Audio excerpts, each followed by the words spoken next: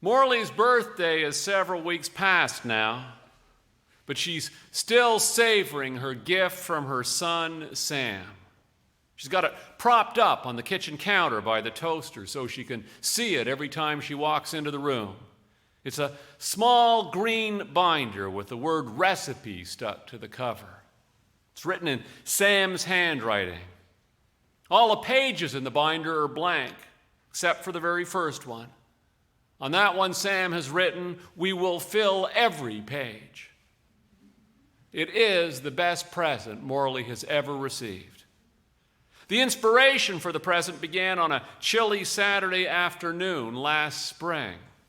A gray, windy day with bits of gritty snow speckling the sky. The kind of Saturday to stay put, to hunker down, to revel in laziness. There was nothing that was going to drag Morley from the comforts of her couch that Saturday. It was 2:30 in the afternoon, and Morley was still in her pajamas. She was savoring this unusual turn of events until she noticed that Sam was in his pajamas too. "Why are you still in your pajamas?" said Morley. "Because I can't get dressed," said Sam. He said this with a look of great suffering. "Sam," said Morley, "what's the problem?" "I don't have any underwear," he said. And that's when Morley rolled her eyes. Morley, exasperated, rolled her eyes at her son and said with less patience than she would have liked, "Sam, you have a whole drawer stuffed full of underwear." And then Sam rolled his eyes and he picked up his comic and he said, "They're all too small." Morley put down her coffee and she stared at her son. She sensed that this was one of those moments when her parental ship, the ship that had been sailing along pleasantly, sailing smoothly and with enough speed to make her think that it was on course. She suspected that this was one of those moments when her parental ship, because of its inattentive and likely incompetent captain, was about to bear down hard on the shoals. "All of it?" she asked incredulously. "All of your underwear is too small?" "Except for the gray one," said Sam. "And they're in the wash." It took a moment for this to sink in. Morley was trying to remember if she had seen any of Sam's underwear go through the laundry lately. She was trying to remember if she had folded any of Sam's underwear in the last few weeks, if she had carried any upstairs and put it away. She was trying to remember, and she was drawing a blank, and it was scaring her. "One pair," she said again. "How have you been managing with one pair?" Sam didn't look up. Sam just mumbled, "I've been improvising."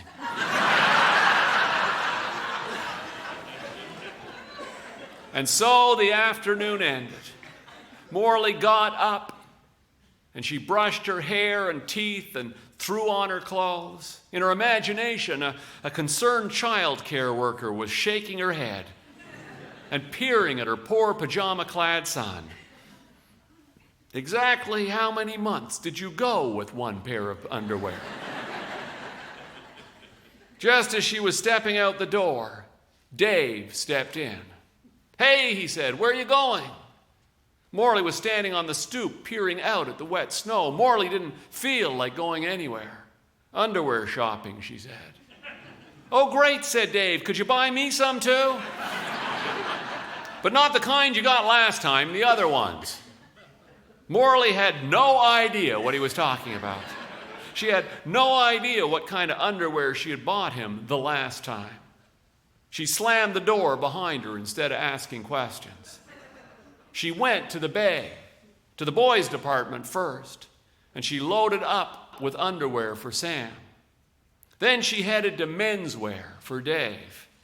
She chose several pairs of cotton boxers, few knit boxers, package of white briefs, and then, more out of spite than anything else, a pair of clingy knit ones that looked like spandex bicycle shorts. It occurred to her that she could stop by the women's department to get underwear for herself and Stephanie. And then it occurred to her that that was the last thing her daughter would want. Stephanie was happy for Morley to pay for things, but not to pick them out. And that's when it struck Morley that Sam would soon stop needing her to shop for him, too. Soon Sam would ask her to stop picking out his clothes, and soon he would stop wanting her to do anything for him. If all went well, he'd need her less and less. He'd slip further and further out of her orbit and into one that was wholly his own, a trajectory she would glimpse when she was permitted from a distance. Motherhood. Motherhood, it seemed to Morley, was a poorly planned journey. It started like a sprint. One moment you were standing still, and the next you were running as fast as you could. The cries of a tiny baby like the bang of a starter pistol in your ears. You were racing to the crib, and with the stroller you were darting from high chair to grocery store, from laundry to bath time, and then you were tearing off to kindergarten class and swimming class and music class. You were packing lunches and cooking dinners and taking temperatures and kissing scraped knees. You were baking birthday cakes and helping with homework and hosting play dates. You were running, always with too little time and not enough sleep. And then it wasn't a sprint anymore. It was a marathon. And one day you woke up to find that you were, surprisingly enough, in pretty good shape. And just as you were catching your breath, just as you were hitting your stride, just as you were getting in the zone, someone said, "Hey, what are you doing? I don't want that sandwich." And you stop, a limp peanut butter and banana sandwich dangling from your hand. And you stare at them in amazement, not sure who they are and why they'd be saying this to you, until you realize to your shock that they are your child and that you have been benched. You're still a mother, but you're not in the race anymore. You're watching from the stands. You're a spectator. This is what Morley was thinking as she picked up the spandex underwear for Dave. Which is why just 10 minutes later, Katie Singh, 17 years old and working her very first shift in the department store, found Morley sobbing in front of the men's underwear display. This was not something they'd covered on training day. Katie found her supervisor and told him about the weeping woman. "Oh, for heaven's sake," he said, putting down an inventory list. "Not again." A week later, on another Saturday, Morley was getting ready to head out to the stores again, to return the spandex underwear. She hadn't even given them to Dave, not out of kindness, out of instinct. Just before she gave them to him, it occurred to her that Dave might like them. As she gathered her house keys and purse, Morley looked over at Sam, who was, once again, sitting on the couch reading a comic. She'd been trying all week to think of something fun that she and Sam might do together on the weekend. It occurred to her as she stood by the door with her keys in her hand that she'd been thinking too hard. All she wanted to do was spend some time with her son. "Sam," said Morley, "why don't you come shopping with me? We'll get you some new jeans." Sam said, "I don't know." "It'll be fun," said Morley. We'll have lunch after. Get hot chocolate." So the two of them headed downtown. They went to the Bay. They returned the underwear. And then they headed to the boys' department. 15 minutes later, Morley was having second thoughts about shopping with her son. She tried to find jeans Sam would like, but each pair she held up was greeted with a scowl or a shrug. When she insisted that he try some on, Sam threw his head back with such force that she thought he might have hurt himself. Katie Singh was at her post at the change room door. It was her second shift. She cringed when she saw the weeping lady again. "I'm sorry, ma'am," she said nervously. "This is the men's change room. You can't go in." She pointed at Sam. "He has to go in alone." So she sighed and sat down on a chair outside the change room doors. As she did, the strap of her purse caught on the arm of the chair, and its contents flew across the floor in front of her. Morley sat there and watched her favorite lipstick roll under a rack of housecoats. She had just begun to squeeze herself under the rack, reaching about, patting the ground in the dark, looking for her lipstick, when Sam came out the change room door. When he didn't see his mom, Sam paused near the chairs where he thought she'd be waiting. Then he remembered what his mother had always told him about getting lost. He was to go to the nearest checkout and wait there. Sam headed to the cashier. He sat down on the floor with his back against the wall to wait. Morley's fingers eventually curled around the familiar tube of lipstick, and she crawled out from under the rack. She sat back down in the chair with her purse securely in her lap. 5 minutes passed. Sam should have come out by now. Another 5 minutes. What was going on in there? This was getting ridiculous. Was he reading in there? Had he fallen asleep? Morley decided that she had waited long enough. She got up and headed for the hallway of change rooms. She called for Sam. When he didn't reply, Morley peered into the first room.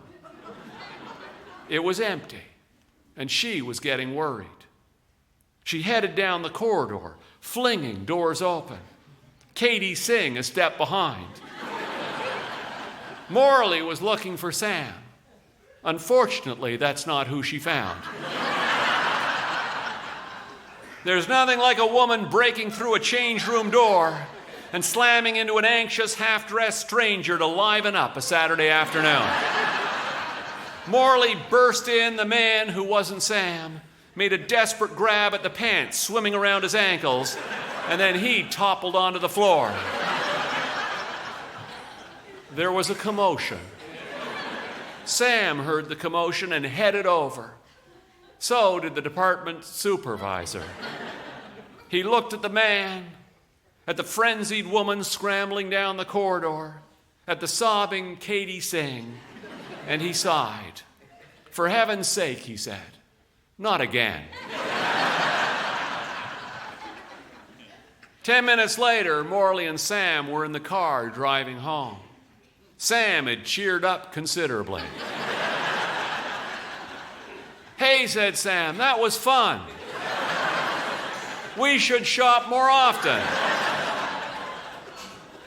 Then he said, "What about lunch?" Morley had forgotten all about lunch. Mortifying embarrassment tends to have that effect on her appetite. "Right," said Morley, and she peered down the road looking for some beacon of kid-friendly dining. "What do you feel like?" she said. "Burgers? Pizza?" "Oh," said Sam, "I was thinking sushi might be nice." Morley glanced over at her son. "Sushi?" said Morley. "I didn't know you liked sushi." "Yeah," said Sam. "Yeah?" said Morley. "Well, I'm developing a taste for it," said Sam. "Really?" said Morley. "Well, I'm hoping to develop a taste for it." Sam was quiet for a few seconds. Then he said, "Mr. Harmon said I'd like it. Harmon's Fine Foods." "When were you talking to Mr. Harmon?" asked Morley. "Last week," said Sam. "After school." "You going to Harmon's after school?" "Not always," said Sam. "But last week he had oysters from Malpac." She was trying to park the car. She was looking over her shoulder and at her son at the same time. It was hard to concentrate on both things. "I tried one," said Sam, "of the oysters." There was a little Japanese place across the street from where they parked. They went in and they sat together at the counter and they watched the chef mold the sushi rice with his hand. They watched as he sliced a block of red tuna with his sharp blade. Sam was fascinated when he took a bamboo mat and a sheet of seaweed and rolled the seaweed around a cylinder of rice and cucumber. When their food was ready, Sam stared at the small green plate in front of him. He picked up a piece of the tuna. "My first sushi," he said. He was beaming. He took a tentative bite, and then he turned to his mother. His mouth was still full. "I don't think it's cooked enough for me."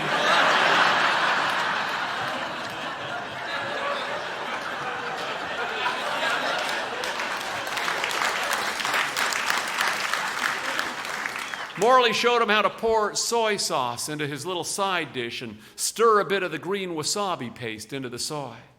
"Try dipping it first," she said. "Okay," said Sam. When they were finished, she said, "What do you think?" "I think," said Sam, "I think I like the avocado fish the best." They were walking down the street, the spring sun warming their faces. They were heading for Harmon's. "Hello, Sam," said Mr. Harmon. "Hello, Mr. Harmon," said Sam. "This is my mother. I want to show her the pasta." Morley followed her son past the bins of perfectly arranged, perfect fruit, past the bins of perfectly arranged, perfect vegetables, down a narrow wooden aisle of perfectly arranged tin cans, right to the back of the store to a cooler filled with little packages of exotic pasta, squid ink pasta with blue cheese, acorn squash pasta with garlic chicken. She didn't notice that Mr. Harmon was standing behind them. "We have a pasta class on Saturday afternoons next month," said Mr. Harmon. "I've been telling him he should come." And now they were back on the street, back in the sun. And Morley said, "Do you want to take that class?" And Sam said, I couldn't. It's all grown-ups." And Morley said, "I could come." And Sam said, "Would you tell people that you made me go?"